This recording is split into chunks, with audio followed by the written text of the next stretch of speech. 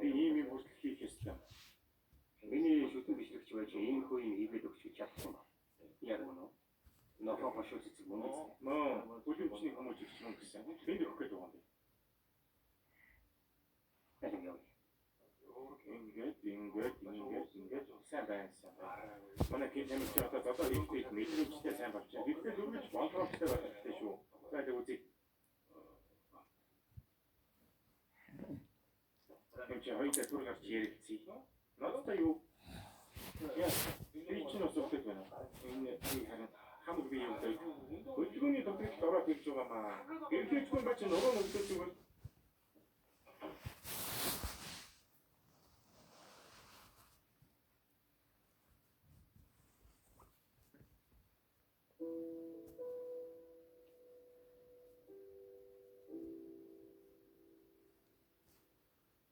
Яагаад амьдрах хүсэхгүй байгаа юм? Яагаад? Аварч байхад борон хогормал байна.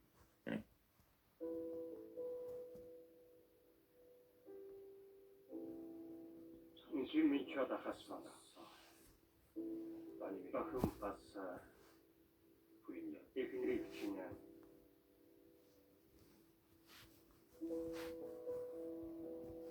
Ийм байдаг охинтойгоо уулзуулаад охин чинь баярлахгүй л байна.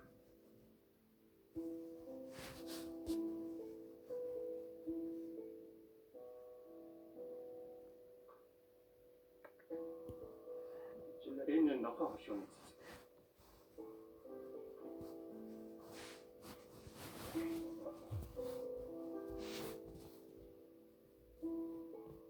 Батхан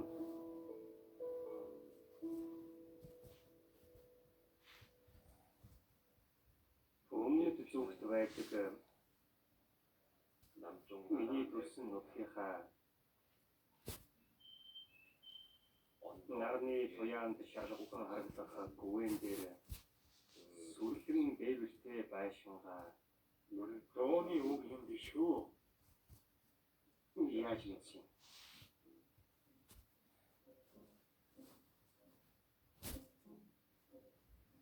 За би явлаа.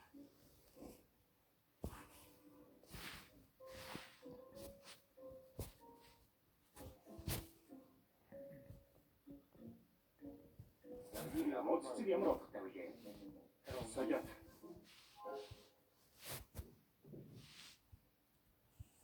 Сажат сайн байгаа уу? Тэгвэл энэ ямар цэцэг юм? Нохоо хошууны цэцэг ээ. Нохоо хошууны цэцэг ямар утгатай вэ? Ансаар. Баруун цэцэг хай. Тэгээд тэр бүтэц санаа зогсчихлээ. Аваад явах юм уу? Нөгөө зүгээр.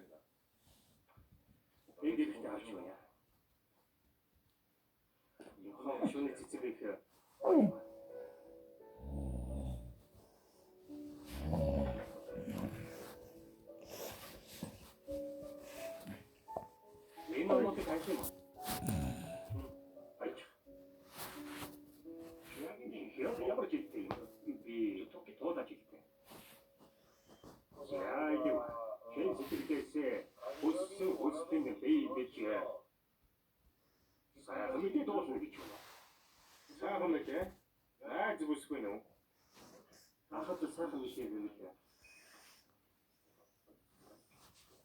эрүүл чирэг хүн болвол өөрийнхөө талаарх таны бодол ямар өөр байх бол тэр амьдрал ямар харагдах бол хүн нэг л өдөр гэнэтхэн мундаг болно гэдэг бодлыг таягтан хаяасаа гэж би хүсэж байна.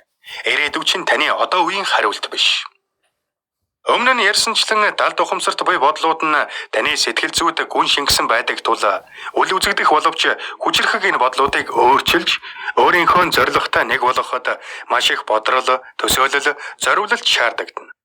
Энэ номыг унших явцдаа энэнд цаг гаргаарай. Хэрвээ та асуудалтай талбаруудаа нэг нэгээр нь нягтлан үзвэл тэр бүхнийг таны бодол санаанд суулгасан ямар нэг нөхцөл байдлыг амьдралаасаа олж харж. 2 дугаар бүлэг би хүсэж байна. 1-р бүлэг эхлэл. Энэ ном таныг чанхан шиг алгадаад зүүд нойрноос чин сэрэн бодит нөөц боломжийг тань харуулж өөрийгөө хогон дундаас татан авахд өдөөж жинхэнэ амьдрал руу хөдлөн оруулах болно. Дугуй дотор тасралтгүй гөвч байрнаасаа үл хөдлөх хулгана мэт. Хичнээн хичээсэн чи амьдрал ер нь урагшлахгүй байх мэдрэмжийг та мэдэх үү? Чи ямар залахгүй юм бэ? Чи ямар тэнэг юм бэ? Чи хангалтгүй байна. Энэ мэт буруутгалын үгсийг шивнэх дотоод дуу хоолойгоо байнга сонссоор өөртөө ярьсаар. Түүндээ та хэрэг хэтэгдэг ээж 3-р бүлэг би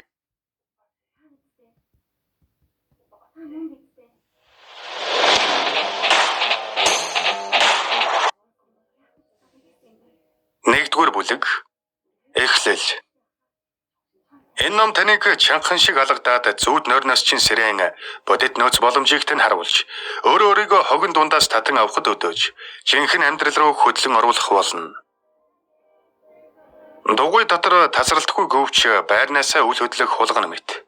Хичнээн хичээсэн чи амьдрал ер нь урагшлахгүй байх мэдрэмжийг та мэдэх үү? Чи ямар залахгүй юм бэ? Чи ямар тэнэг юм бэ? Чи хангалтгүй байна. Энэ мэт буруутгалын үгсийг шивнэх дотоод дуу хоолойгоо байнга сонссоор өөртөө ярьсаар. Түүндээ та хэрэг хэтэгдэг ээж үл анзаарна. Хэрэг хүч зарцуулдаг ач ис бодно. Гагцхүү стресс дарамтын ялан дийлэх гэж өдөржин хүчээ барна. Тэгэд заримдаа энэ л навшийн дугуунаас гарахгүй бол хизээч хүссэн амьдралдаа хүрэхгүйгээ, хайж буй аз жаргалаа олохгүйгээ, жингээ хасаж чадахгүйгээ, амжилт бүтээл гаргахгүйгээ, уулзахыг хүссэн хүнтэйгээ уулзрахгүйгээ мэдэрдэг. Ингэж өөртөө ярилцсан өөрийгөө сүудэгдэг хүмүүст би энэхүү намаа зориуллаа. Эргэлзээ, танигэлзэл, айдас, үл итгэлийн дуусшгүй бодлууд өдөр тутмын амьдралыг тань хязгаарлан боомлдог шүү дээ. Харин би энэхүү номороо дамжуулан таныг чанхан шиг алгадаад зүүд нойрноос чин сэрэн бодит нөөц боломжийг тань харуулж өөрийгөө хогон дундаас татан авахд өдөөж жинхэнэ амьдрал руу хөдлөн оруулах болно. За ингээд эхэлцгээе. Гэхдээ зөв газараасаа эхлэх хэрэгтэй. Өдөр бүр таны оролцдог 2 төрлийн яриа бий. Нэг нь бусадтай ярих, нөгөө нь өөртөө ярих. Та харин би өөртөө ярьдгүй хэмээгчтэй нэг нь байж болох юм. Гэвч үннийг өчье. Таны ярианы ихэнх нь өөртөө ярих яриа буюу толгой дотор ганцаархнаа хүүрнэл байдаг үлээ. Та нээлттэй ч вэ, хаалттай ч вэ, бүтээлч ч вэ, прагматикч вэ, өөртөө хүүрнэлтэхэд асар их цагийг зарцуулдаг. Дасгал хийхтэйч, ажилдаа байхтайч, хоол идэхтэйч, ном уншихтайч, юм бичихтэйч, алхаж байх.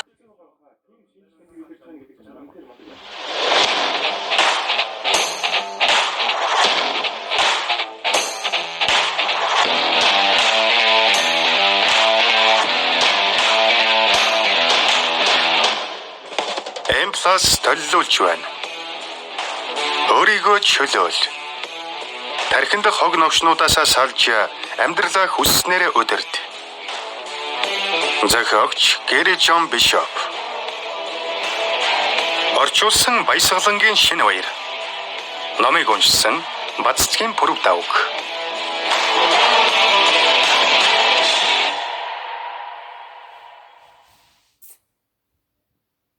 Зохиогчийн тухай. Гэри Джон Бишоп. Гэрийн Шотландын Глазговт төрж өсөөд 1997 онд Америк нэгдсэн улс руу шилжин суурьшжээ. Энэ нь тэрэнд хувь хүний хөгжлийн салбар руу орох, ялангуяа онтологи, феноменологийн ухаанд олон жил суралцаж, хувь хүний хөгжлийн чиглэлээр дэлхийд тэргүүлэгч компани захирал болох үүд хаалгыг нээж өгсөн юм. Дэлхийд даяар мянган хүнд зориулсан хөтөлбөр сургалтуудыг явуулж, хожимо Мартин Хайдеггер, Ханс Георг Гадамер, Эдмунд Гүсерл нарын философчдын бүтээлийг судалж, тэдний нөлөөг авсан он жилүүдийн дараа Urban Philosophy гэх өөрийн брендийг бий болгоод байна. Тэрээр жинхэнэ өөрчлөлтийг авчрахын тулд хүмүүсийн дотоод нөөц болцоо гаргаж ирэн чин хүсэлтэд хөтлөгдөн амьдарч буй бөгөөд хачир чимэггүй, амьдралд ойрхон, энгийн арга барил ашигладаг учраас түүнийг олон хүн дагдаг. Гэри одоо эхнэр 3 хүүгийн хамтаа Флоридад амьдарч байна. Энэ номоо би эгч Паула, Элизабет, Сандра, ээж Агнес, аав Патрикта зориулж байна. Бид хамт өсөж, хамт уйлж, хамт зогсож, хамт тэмцсэн. Та нар минь өнөөдрийн намайг бүтээсэн билээ. Найдвар тасарсан, дорд үзэгдсэн хүмүүс, өрх толгойлсон ээжүүд, ажил олдохгүй аавууд, мөрөөдөгч нар, оддыг даган дүүрэгчид. Би та нарын сэтгэлийг ойлгож байна. Би бол та нарын нэг. Та нарт чадна. Нэгдүгээр бүлэг. Эхлэл. Энэ ном таныг чангахан шиг алгадаад зүүд нойрноос чин сэрэн бодит нөөц боломжийг тань харуулж өөрийгөө хогон дундаас татан авахд өдөөж жинхэнэ амьдрал руу хөдлөн оруулах болно. Дугуй дотор тасралтгүй гөвч байрнаасаа үл хөдлөх хулгана мэт. Хичнээн хичээсэн чи амьдрал ер нь урагшлахгүй байх мэдрэмжийг та мэдэх үү? Чи ямар залахгүй юм бэ? Чи ямар тэнэг юм бэ? Чи хангалтгүй байна. Энэ мэт буруутгалын үгсийг шивнэх дотоод дуу хоолойгоо байнга сонссоор өөрөө өөртөөгөө ярьсаар. Түүндээ та хэрэг хэтэгдэг ээж үл анзаарна.